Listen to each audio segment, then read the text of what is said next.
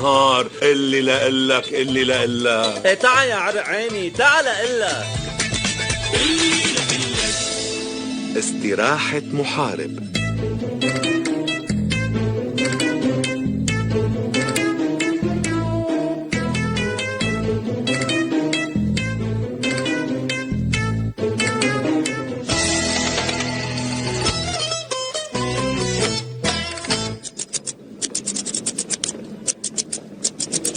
وينك يا ابو عيون؟ نرني معلمي. تعال طري له دقنه لابو فتحي لارتاح لي شوي، من شان الله لا تواخذني ابو فتحي، رجلي ما عاد حملوني، صار لي 3 ساعات واقف على رجلي، عن اذنك. ايه شو عليه؟ اذنك معك ابو الفوز.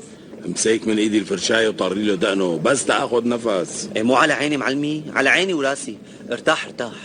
يلا يا رب. ها وهلا بعد ما تقاعدت من الجيش شو ناوي تشتغل ابو فتحي؟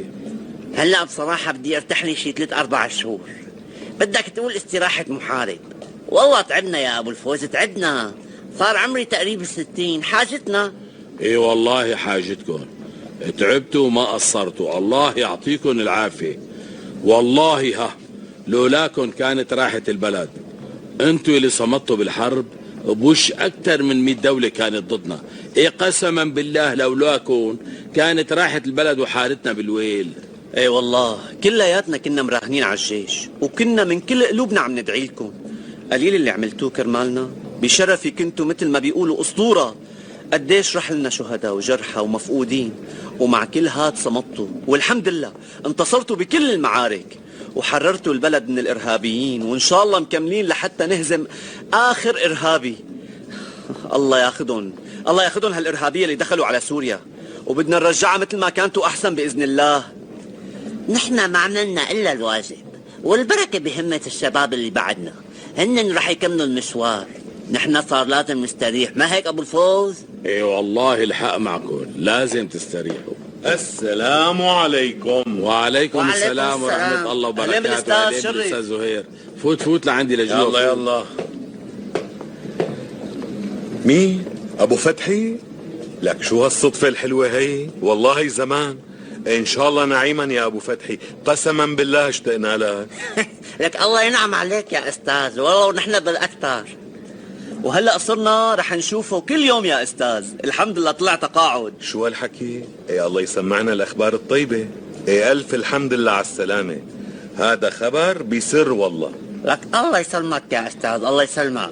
الحقيقة كنا عم نتابع اخباركم لحظة بلحظة، وكانت قلوبنا معكم، وعم ندعي لكم الله ينصركم، وللأمانة ما قصرتوا أبدا، وكنتوا قد الحمل وزيادة، والفضل بيرجع لكم بتحرير البلد من الإرهاب. ايه والله لولا جيشنا البطل كانت حالتنا بالويل، كان راح البلد بخبر كان، بس الله يعطيهم العافية، صمدوا وانتصروا.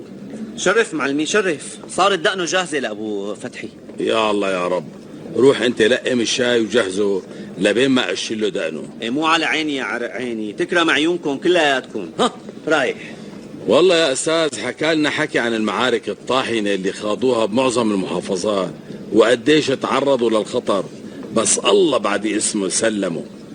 ايه نعم، هذا الكلام سليم. جيشنا بهالحرب قدم تضحيات كتير كبيرة، وخاض معارك طاحنة لحتى حققنا هالانتصار الكبير.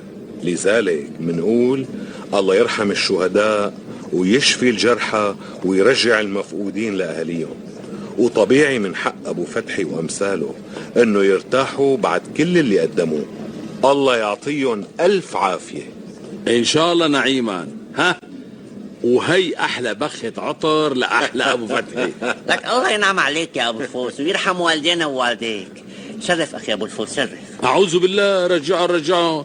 ايه والله ما باخذ ولا قرش، انت اللي بيطلع لك معنا، نحن مهما قدمنا لكم ما منوفيكم حقكم يا ابو فتحي.